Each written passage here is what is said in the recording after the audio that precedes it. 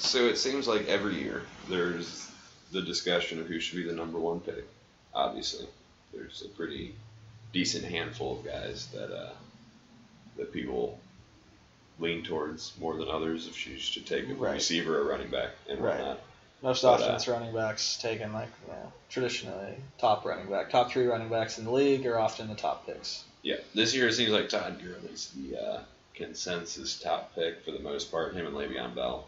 Mm-hmm. Le'Veon Bell's got an interesting situation. Right, since he's holding out still and all that stuff. So who knows when he's going to actually report? And he wants that bigger contract though.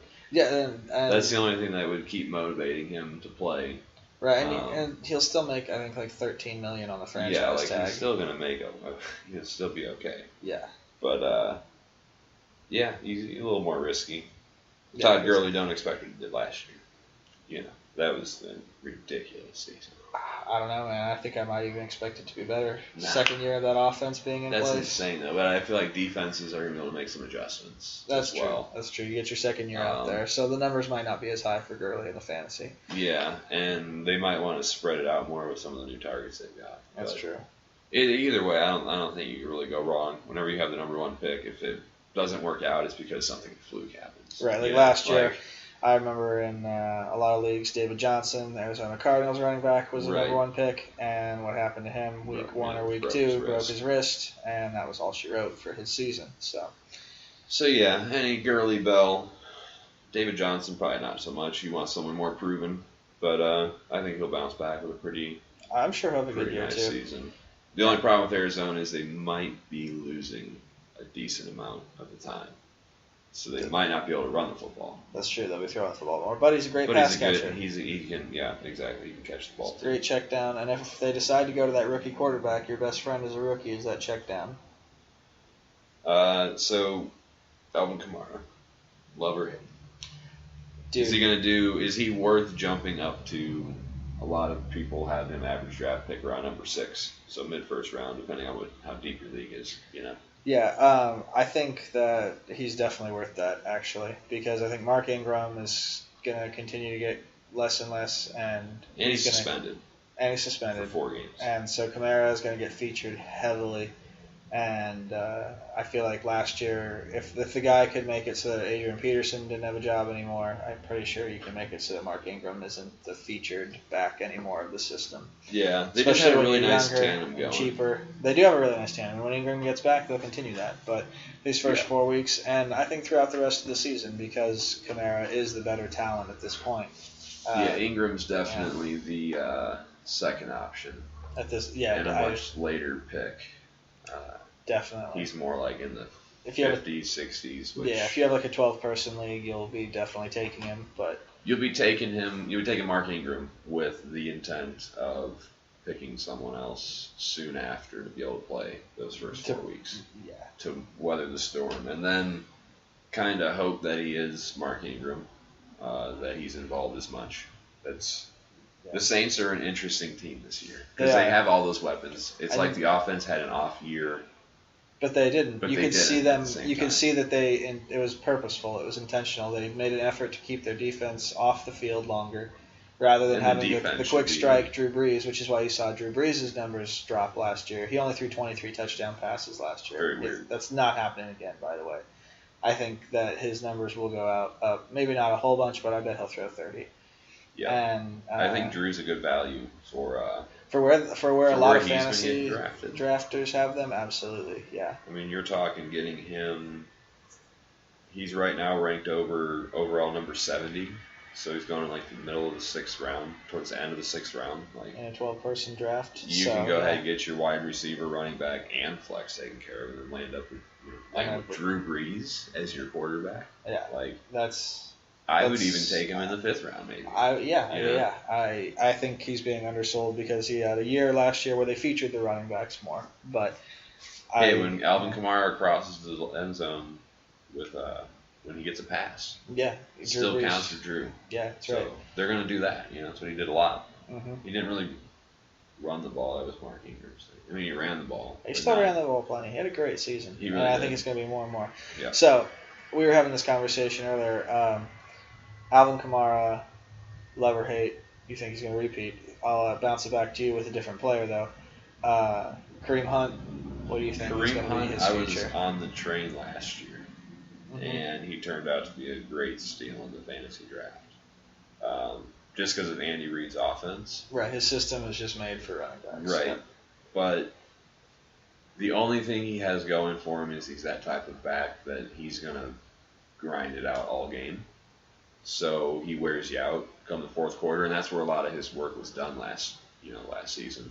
Right. So now it's going to be our team's going to prepare for that more so. And if he doesn't have those ridiculous fourth quarters, he's not going to be a top 5 running back like he was last year. And that's possible because that's one of those fluke stats that you just pop off in the fourth quarter. Like, that doesn't happen every year. Yeah, and, he was also one of those guys who was kind of unpredictable, I feel like, in his games, where he would have games where, he had 3 or 4 games where he only went for 40 to 60 yards, and then he had 4 or 5 games where he went for 150 plus. And so it was kind of, I feel like he was very streaky. He was very streaky, exactly. And I think that, like you said, with the defenses adjusting and everything on the second year, it's his second year in the league, and I feel like the second half of even last season, you saw defenses adjusting to, account for him. And if defenses continue to do that, you're not going to see him post up numbers like he did last year. And the other thing, as much as people with Alex Smith, everybody knows how people feel about him. Right, game manager, all this stuff, yeah. But having him instead of Mahomes, like, basically a rookie quarterback. Yeah, teams are going to say, okay, we're going to make this guy throw the ball. So you're going to be Kareem Hunt's number 1 now. Kareem Hunt wasn't the game plan. You were worried about Tyreek Hill and Travis Kelce, and Kareem Hunt just was out of nowhere. Right, exactly. Yeah. Now people are like, okay, this is the main focus. Let's make the rookie throw the ball, prove that he can read the defense, and do this. All in all, I think he's good. He'll have a good season. I don't think he's worth a first-round pick, which is kind of where he's going towards the end of the first round. Yeah, I agree. I would wait for him to fall. Like, I don't think know, you're guys better around off him. taking wide receivers or something like that. Like a Julio Jones type guy might be there. Yeah, I think Julio's there. You'd take him. Odell, Leonard Fournette. Depending on who's there. I would definitely take Leonard Fournette in front of him this season. I think Jacksonville is going to continue to pound the rock with him. I was worried about him last year, worried about durability and things like that, but he had a couple minor scrapes and things like that, but he proved me wrong, and I think he played in 14 of their 16 games, including their playoff run. So, it's going to be a lot of just so many rookie running backs last year. Yeah, like so Dalvin Cook, who got impact players. Yeah, which I think he'll be. I think he'll be right back at it. I think so, especially with that passing game. Like, people are going to be worried about that, so they're not going to be stacking the box. Yeah, and he's going to have a good year. I think he's a guy that you consider taking in the first round. I'm considering taking him in the first round. If I didn't keep Michael Thomas, that's someone that I was in your own league, yeah, zoning in on in my own league. Yeah, for wide receivers, I feel like Michael Thomas is another one of those guys who gets overlooked. Like, he's not the top tier, but I would say he's like tier 1A. He's not tier 1, but he's tier 1A. The guy had 102 or 105 catches last year. He's going into his third year. Right, he's still 23. Young. Like, and he's got Drew Brees throwing the football to him still. And, but he's never mentioned in the category of, the Odell Beckhams or the Julio Joneses or the Antonio Browns. But I think he's going to, quietly he puts up numbers that are, right there with those guys. Yeah. The first 2 years in the league at least. Yeah. He's been, literally since he's entered the league, there's only one receiver with more points, and it's Antonio Brown. Right. But nobody ever but nobody ever thinks about him for some reason. But yeah, if Drew Brees throws more touchdowns, you would think that Michael Thomas is going to catch some of those. Yeah. So loved Michael Thomas last year. Love Michael Thomas again. Yeah, definitely. He's a guy that some sports fans might still not know. Yeah, for some reason. Because last year no one knew who he was. That's my boy. I don't know. It's so hard. Yeah, dude. No, he's conflicts. Yeah, he's good though. Devontae Adams is another in receivers that I like this year. I know you're hesitant, not sure if it was just a him and Hundley thing, but I was just seeing the catches he's made, and Rodgers is going to get the ball where he needs to get it. I mean, he's athletic. He's going to be 6'4". True. And I do like him. He's out of Fresno State. And I've got a soft spot for those guys because I grew up watching their games and stuff and going to them. So hopefully he proves me wrong. But I'm not sure if he's as good of a number one receiver as people are thinking that he's going to be. I think people might be over projecting him. I don't know if he's going to be putting up numbers the way Jordy Nelson put up numbers and things like that when him and Rodgers were in sync. People think that that's like the new thing, and I'm not sure. I'm just not sure. Well, let's see. Yeah, we'll have to see. It should be, I don't know. I just think he's got the goods. Yeah, I hope so. But I'm just hesitant to take him early in rounds when you've got other more proven receivers. So staying in the division, Vikings, you've got Stephon Diggs and Adam Thielen. Thielen, sorry. Which one do you take? Because they're getting drafted pretty close to each other. Obviously, you don't want both of them on your team. Right. So which one do you feel more confident with? Stephon Diggs. And the reason is that from watching some preseason stuff, I see Cousins and him have a good rhythm already. Cousins has gone to him on their first drive in the preseason. He went to Diggs on a third down, and he went to Diggs for a touchdown. So I would say that they've got something cooking there. So I think Diggs is going to have the better year. I think Thielen will still have a good year, but I think Diggs is going to define himself as the number one receiver. I would agree. I don't know. Like Thielen. Sorry if I said it wrong again. Thielen. I don't know. I think we're getting him maybe in the 4th round. He's worth it, but I think he just kind of had a flash season. He's had a couple of good years, but I just don't see it. You asked me if him or Stephon Diggs, and I'd take Diggs. Yeah, absolutely. Yep. Tight ends. Interesting position. Some people wait a very long time. Some people go after them pretty early. I think Travis Kelce is worth going spending after in like a 2nd or 3rd round pick on. And I know a lot of drafts have Gronkowski as the number one tight end and all these things, but honestly, I think when you take durability into consideration, draft Travis Kelce in front of Rob Gronkowski if they're both on the board. If you're going to draft tight end position, draft Kelce before Gronkowski. Gronk's always ahead of him. But he's always hurt. Is always behind him by the end of the season. Yeah. For sure. Travis Kelce, big love on that one. Thing with Kansas City, there's so many weapons now. Right. And you've got a rookie quarterback, so you don't know how they're going to actually, is he going to look for Kelce? Should be. Tight end is usually a rookie quarterback's best friend. Yeah, they always look for the tight end. Yes. And when you've got one as good as Travis Kelce, it should make for good points and good numbers. Mahomes makes that 70-yard bomb to Tyreek Hill. That makes you think that's possible. Yeah. They've got something going there in Kansas City. Yeah. I don't think he's going to be a fluke guy. I think in terms of a fantasy perspective this year, he's going to be a little up and down. He's going to have his growing pains. Yeah, he's a gunslinger. He's basically a rookie. Yeah, he's basically a rookie.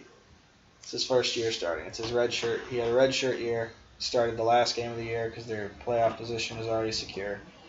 And this guy's gonna come in and have his first real season put on his shoulders at the NFL level. Andy Reid develops quarterbacks though, and that's what I would be banking on.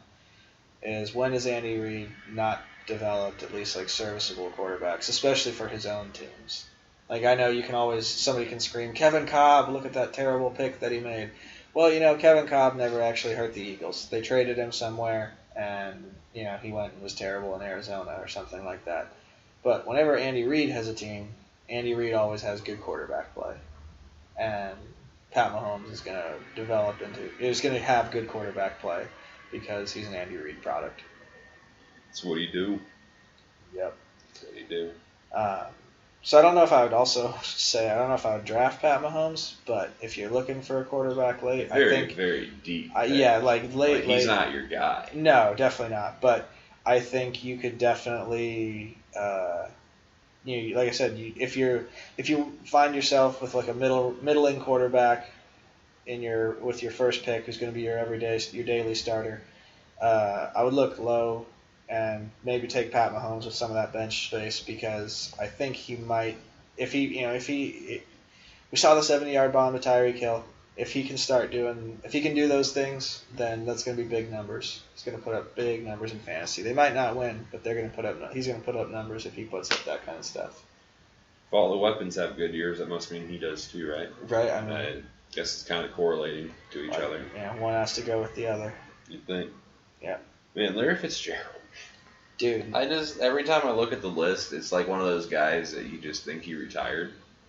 Because he's just been around forever, and every single year you're like, nah, I'll let him be someone else's nightmare. Yeah. And then every single year you're just like, why did I disrespect Larry? Yeah, why didn't I take that? He was there. He was ready for me to take.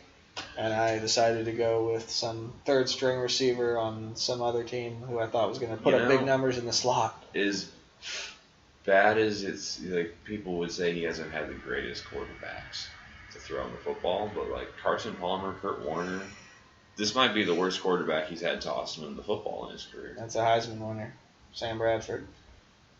That's true. He's got Bradford right now, but if he can stay healthy, yeah, it's very true. That's and then big if.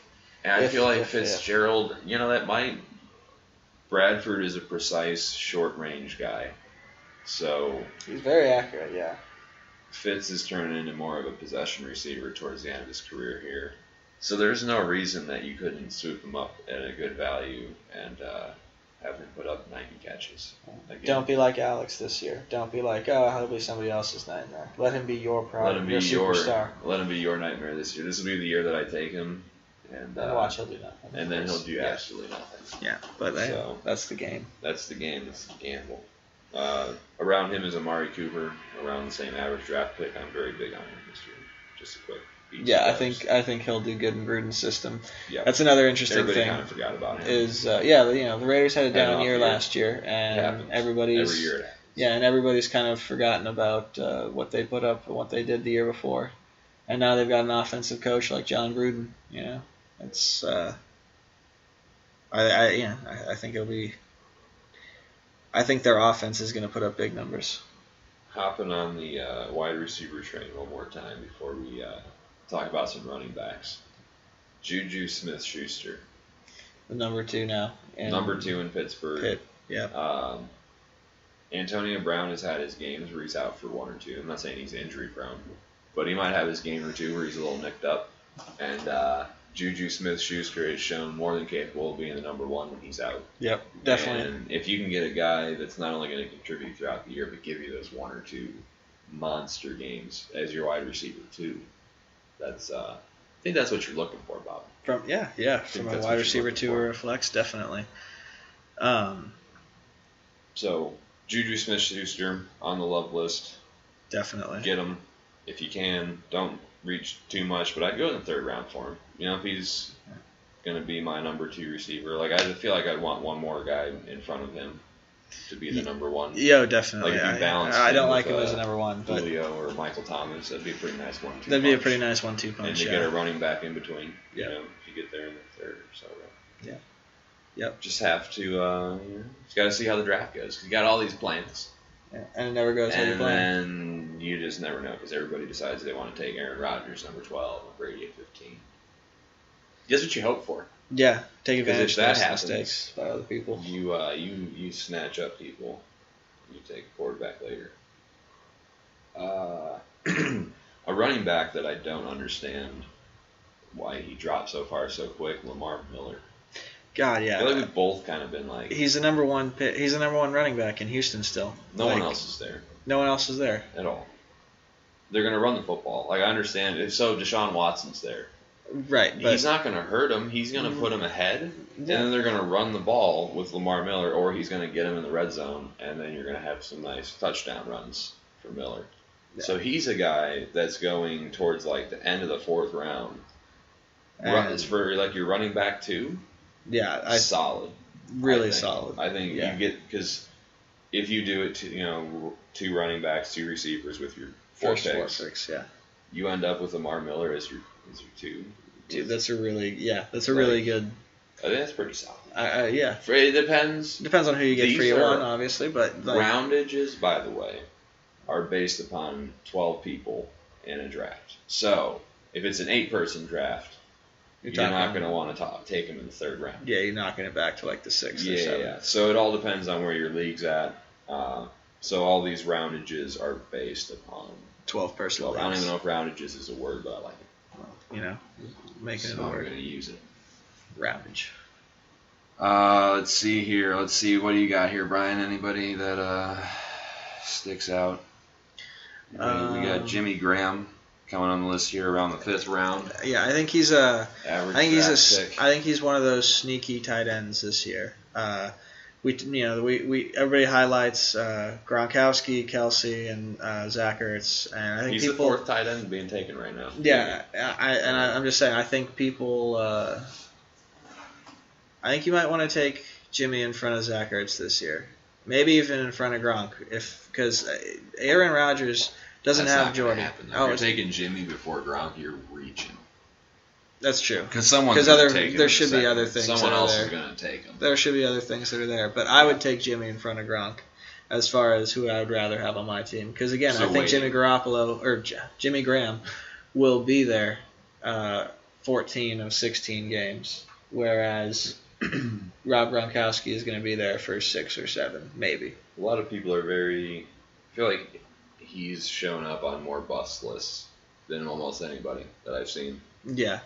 Jimmy Graham, that is. Really? Yeah. I've seen him all over bus boards. Yeah, I disagree with that so much. I think he's got a great year. He's got Aaron Rodgers throwing him the football now. And when Jermichael Finley was there? Yeah. Jermichael Finley was a thing. Absolutely.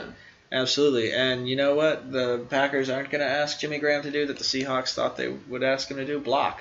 He's not a blocker. He's a receiving tight end. Go out there and run and catch the ball. And you got Aaron Rodgers throwing it to you now. He puts according to some receivers, his ball placement is the best that they've ever had. People have played with Brady. People have played with Rodgers. People say that Rodgers has the best ball placement. It's the easiest ball to catch. Well, that's what you do. Yeah, I guess. When you're so talented. It's just when you look at Jimmy Graham, guys going around him, it's pretty understandable to take him because you got Brandon Cooks. Rams don't really know. Yeah, not sure it's his first year there. It's his 3rd year on the 3rd team. So. Marquise Goodwin. I mean, he's coming up with the Niners. I would take Jimmy Graham before him. I would take Jimmy before him. Deion Lewis, Marshawn Lynch, a couple of veteran running backs. I think Jimmy Graham's absolutely the best player in that bunch you just named. Yeah, they're in the bunch that he's going around, players around him, he might be the most secure option at that point, honestly. Definitely. And that's what I'm saying. So maybe he's not underrated necessarily within the tight ends, but I think he's underrated in fantasy overall. I think he's going to be worth more than people are giving him credit for right now. So I think if it was my personal situation, and I was sitting there with the pick and these guys around him are available, this might be one of those picks where I'm like, I don't really like anybody that's here, so I'm going to go with like Russell Wilson or something. Reach a little bit, but Russell Wilson's a stud. Absolutely. And he puts up rush. The best part about him is he puts up rush and pass. Honestly, though, a tight end that not a lot of people are talking about still, Evan Ingram. I would take him over Jimmy Graham. No. Evan Ingram had a very good rookie season, and the Giants' offense is for real. He's a red zone guy if there's ever been one. Yeah, but I think there's too much talent there now. It's going to be so spread out. He's got Odell to compete with, Shepard to compete with, and Saquon Barkley to compete with for touches, for Eli to distribute the football to. Until Odell gets hurt. Maybe. It's happened last year, right? Yeah, he broke his ankle last year. Had a little injury problems the year before. Yeah. But, that's just one of those things you got to have your own love-hate list and kind of determine I don't know. Who's worth taking where. Absolutely. That comes down to the person. Middle, he's in the 4th or 5th round range. I don't know. It's a sticky situation. Yeah, I'd take Jimmy Graham before I took Evan Ingram. Definitely going to be worth more points, I think, over the years, especially now that he's with Aaron Rodgers. I think you're forgetting the fantasy beast that Jimmy Graham was when he was with Drew Brees. That is correct, but indoor as well. Yeah. Might have helped. But yeah, there's no reason Jimmy Graham. It was a pretty silent move in the offseason. It was. But he might be a guy that gets taken early because people. Right, because it's one of those weird things where if you've got a Packer fan in your fantasy group, you might see that guy get taken before Kelsey even because he's like, yeah, Packer. So a guy I'm not liking at all, Sammy Watkins. Yeah, I feel like the Chiefs totally overpaid him. There's no room. And we just already mentioned all those guys. And we never came up with his name. And we didn't even talk about Sammy. Yeah. Unless someone gets hurt, and where he's being taken, you're talking about guys around him like Kyle Rudolph, Tevin Coleman, Emmanuel Sanders, Cam Newton, Carlos Hyde. All those guys are better options, in my opinion, than Sammy Watkins. Delaney Walker is still around there. Yeah. Randall Cobb, Sonny Michel, Carson Wentz. Yeah. At that point, I'd rather take a quarterback than Sammy Watkins. Definitely. Yeah, I would not take Sammy Watkins before any of those people you just named. No. The list goes down. He's been way too inconsistent, and you just don't know what you're going to see. And if he's going to be hurt, he's going to be hurt often because he's always hurt, it seems like. So, real interesting name, speaking of people being hurt, Andrew Luck. Ooh. He is currently being drafted around the 8th round, 91 overall. Guys around him are like Robbie Anderson, got Jordan Reed, his teammate Marlon Mack, Cooper Kupp, Kirk Cousins. That's a good debate. Andrew Luck and Kirk Cousins, because they're pretty close in ranking, and I would say they're pretty close in situations. And who could do more? Oh man, in that situation, I would make the argument. I think that you take Kirk Cousins. That's a tough one, because the thing with Kirk Cousins is you're going to be running the football a lot, though. This is just a fantasy. But the weapons that are around you, you got Thielen and Diggs, and you're going to use those weapons. And you've got Kyle Rudolph at tight end there also. And Andrew Luck has T.Y. Hilton and nobody else to throw the ball to. He has the talent, but I'm worried he's going to get hurt too, because they have no offensive line. They took that lineman in the first round, Quentin Nelson. Yeah. But he's a run blocking behemoth, but like you said, one man does not make an offensive line. Yeah, I'm a little skeptical on Luck. I really don't know. And not necessarily because of him, but because of the organization and what they put around him. But he could be one of those quarterbacks that makes people, kind of deals. That is definitely what he's done. Well. Yeah. But Jack Doyle, sneaky pick there. There's that great Jack Doyle is a great sneaky pick, I think, later, because no one even talks about the guy for some reason. And he's a soundbite. He's a soundbite from 2 years ago when Andrew Luck made a joke about always looking for Jack Doyle, and he laughed about Andrew Luck made a joke, and it was about Jack Doyle. But you know what? Jack Doyle, top 10. Dude, top 10 tight end. You get him really late. If you're the kind of person that wants to wait until later, later. I think Jack Doyle could definitely be a kind of Jared Cook the way he was last year. First year with the Raiders. Not that this is his first year with the Colts, but the type of production that you saw out of Jared Cook with the Raiders, I think you could see out of Jack Doyle with the Colts this year. Where, he give you 10 to 15, a couple 20-pointers a year, and you'd be happy. So at this point, we have discussed quarterbacks, running backs, receivers, tight ends, everything. Yeah. Besides defense and kickers. Two most underrated positions in fantasy. Defense, kicker. I think they're overlooked in a little bit. I had the Jaguars defense last year, and I might have only won 3 games if I didn't have that defense. And I know they're not going to come out and most likely put up those kind of ridiculous numbers again, but maybe. And there's definitely defenses some years, like last year with them, and like in years past with the Seahawks, and in years past with the Houston Texans, defenses where they can win you games, and the same thing can happen with kickers. I just think at that point, because when you're looking at who's going to be available hypothetically in that area of the defense going. The Jaguars obviously being the first defense going off. At the end of the 8th round, around 98, so about 100 overall, guys like Calvin Benjamin, Pierre Garçon, C.J. Anderson, David Njoku. I'll even go down to Matt Stafford in that 8th or so round is what's getting drafted in the 9th behind him. I think the Jaguars' defense would have enough of an impact that you can find someone the next round. Because then the next defense would be the next round when the Rams' defense is up.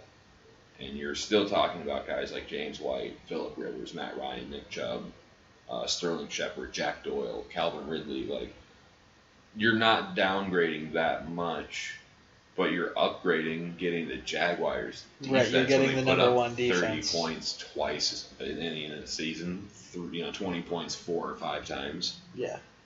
I think it's worth it. Yeah, and there's definitely times where the kicker does the same thing, where they go and kick 5 field goals, and 2 of them are 50-yarders, and they win you a game by putting up 16 points or something like that, and rather than just putting up your regular, 10 or 12. It's because you went and spent an earlier pick on that kicker. You were the first one to go to that well.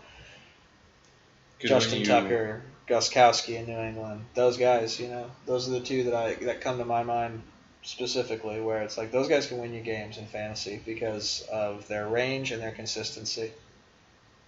Yeah, because when you get past, you don't want to go much higher than the 8th round, because I feel like if you do that, you're talking about guys that are just, if you go in the 7th round, you're talking about starters. Right, yeah, you're still talking about starters. You're taking the Jaguars' defense over Cam Newton. Yeah, rather than taking the Jaguars' defense over somebody who's going to be your first bench running back or first bench wide receiver.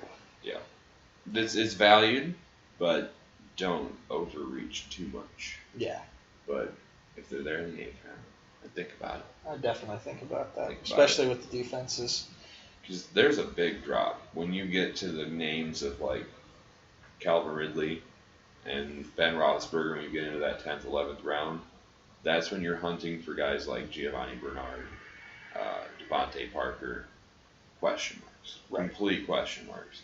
This is when a lot of people like to take defenses, but when you're getting down to that, you're talking about the Chargers' defense, Houston's defense, Baltimore's defense. Those are still good defenses, but in a fantasy perspective, the Jaguars can win you games. And that's when you're in the 8th, 9th round, if you can find someone that's going to win you games, I think it's worth the reach. Yeah, because you're looking, especially on defenses, you're looking for defenses that create turnovers, and that defense is great at creating turnovers and then scoring themselves. That's what's incredible about those great defenses. And when you create turnovers, that's what makes fantasy points. And last but not least, the good old kickers. Of course. First one off the board here is Greg Zuerlein. Or Zuerlein. I think you said it right, yeah. 13th round, 152 overall. Even if so, in this case, again, if you reach a little bit and you go 12th round instead, you're looking at guys like Marcus Mariota. Don't know. Maybe not going to be your starter. Tyler Lockett, Geronimo Allison, Matt Breida from San Francisco, Anthony Lee. The names at that point are going to be guys that are deep on your bench, to where, no disrespect to a Rob Kelly or an Anthony Miller, but if you're in my lineup, something probably went wrong. Right, some injury happened. So why not swoop up the top guy at that position that everybody neglects because it doesn't matter?